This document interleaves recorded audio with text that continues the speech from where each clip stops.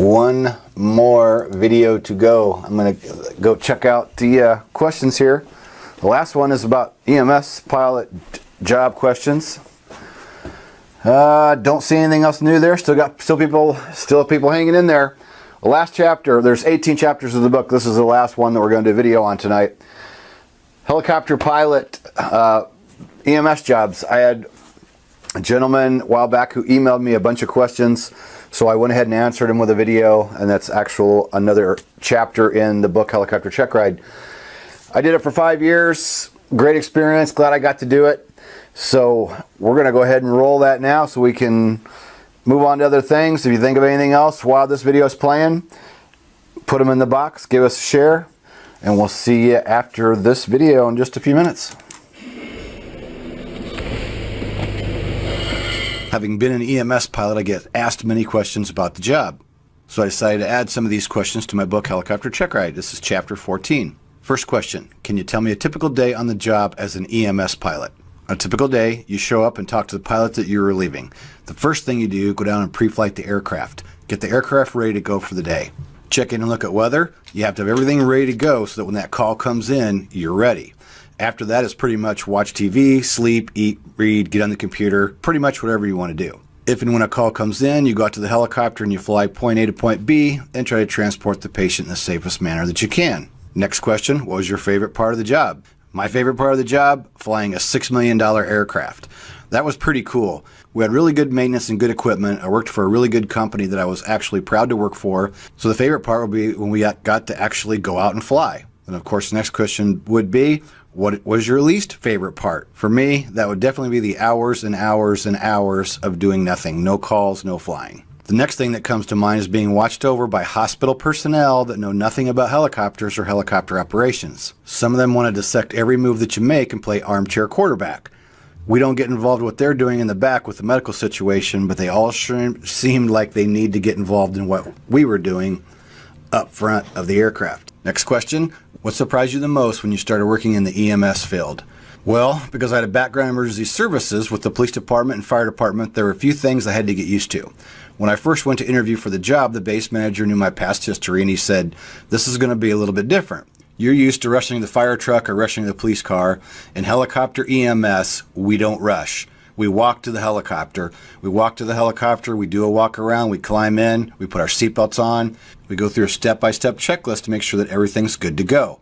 Then when we're ready, we're going to fly from point A to point B as if we're hauling cargo. The company I worked at, they said, guys, basically, it's like you're hauling boxes of nails. Now, the people in the EMS side of things, they kind of have a hard time swallowing that because to them it's a medical emergency. To us, as the pilot, it's not. And if you think about it, this makes sense. The guy flying the aircraft needs to stay calm, needs to focus on the job. If he lets emergency get to him and come into play, he takes chances, he takes risk, and he skips certain operations that end up causing real problems. Next question. What are employers typically looking for when hiring people in this line of work? Well, I'm not an EMS employer, but I would say at this point, they're looking for qualified people. We know the Vietnam veterans are retiring and those jobs are opening up. So I'd say in general, can you do the job? Do you have the qualifications? There's another problem in the industry that is people faking time in their logbooks. And as everybody hears about the pilot shortage, more and more people are tempted to fake their time to get in and get the job. The problem is you need that experience. You need that time under your belt when you get into this line of work and have the experience necessary. So I would say good quality people that actually have the required experience, you need to do the job and do it right. Next question, what was the work schedule like? The work schedule was cool. We did 7 days on, 7 days off. We would work 7 days of day shifts, we'd have a week off, and then we'd have 7 night shifts. Those 7 days did make the work week awful long, but it was sure nice having 7 days off. Biggest problem was switching from days to nights. They would say, well, when you're switching from days to nights during the week, just stay up a little later each night and sleep in a little bit more the next day to help you get your sleep pattern moved around. And that will help you get through your week.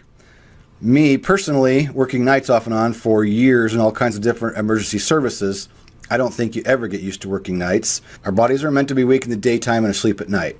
I think that's just the way it is. For me, the night part, as much as I like nights, it can be very hard on the body. Next up, what training and education experience is necessary and what can a person expect to spend to gain it? That's a pretty big one. Pretty much across the board, in general, you need about 2,000 hours of flight time It's normally at least 1,500 hours in helicopters, that is in general. Any one specific company could be looking for something different, but I believe a majority of the time, 2,000 hours is the key. You'll have to be a commercially rated pilot with an instrument rating. To get that level of experience, it's probably going to cost you somewhere between $50,000 to $100,000 just to get the training. Then you're going to be a road dog for probably about 5 years, not making much money until you get to that EMS job. Which then brings us to the next question. What is the typical starting salary for someone in this line of work? Back when I started, it was 2008, and I started at $46,000. I would assume that the average salary probably went up, but I would say it's still pretty close to that range. Could be more, could be less. Just depends on where you're going to work and depends on the company. Next question. I'm not sure if you're up on the trends in this field since you're on to other things, but is the EMS piloting field changing? If so, then how? One of my good friends is a Czech airman for the largest air medical provider in the world. The big thing that he's telling me is the average pilot he's now training is in their late 20s to early 30s. That's a change he's seen over about the past 5 years. The pilots in general being much younger coming into the field, coming into the industry. There are other changes that are happening due to the national attention on EMS accidents and the National Transportation Safety Board having to step in and make certain recommendations in certain areas. I would also imagine that a lot of changing as far as the use of electronic devices in the cockpit. We know at this point in the game that technology is changing very fast and aviation is adapting to a lot of new changes.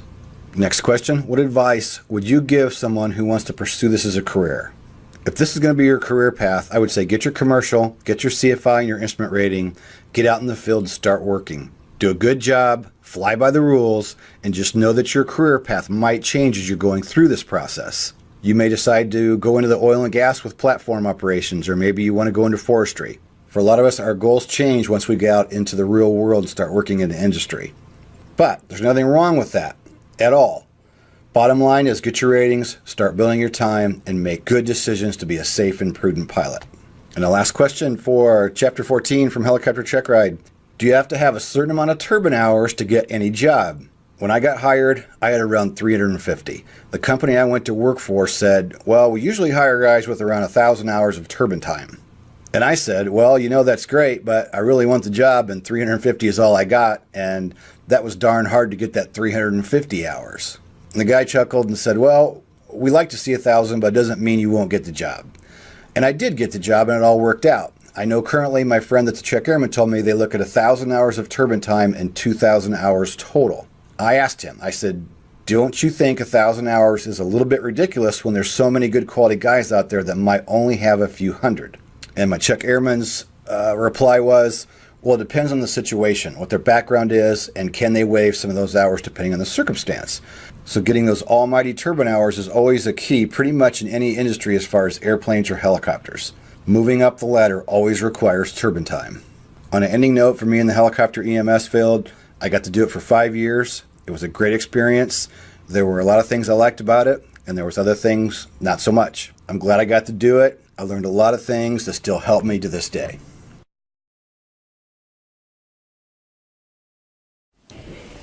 And that is it. We'll see what else we got. 3 hours, that's long enough. It was 4 hours we did it on Facebook earlier. All right, says there's 12 of you still here. I'm going to call it a good night. I appreciate everybody for tuning in. Hope you got some good information out of our live event tonight. Going to be plenty of more of those in the future. Enjoy doing this stuff. Subscribe to our channel. Give us a like. If you see this video after it's rendered, it will be back on YouTube. So if you're watching it later, it's going to be live on here for an extended period of time. That coupon code will be good for a little while yet. That coupon code again, you want to join our Helicopter Online Ground School membership. We have private commercial CFI. We have R22, R44, and instrument-specific sections you can add on. When you go to our site at helicopterground.com, right on the home page, it shows you our membership levels. You can check those videos out, check out the details. If you decide to go, when you decide to join our membership, click the appropriate button for the membership that you want. Go to the checkout page. Right hand side, about midway down, it says coupon box, or this little coupon box. Enter the code BR15OFF, BR15OFF.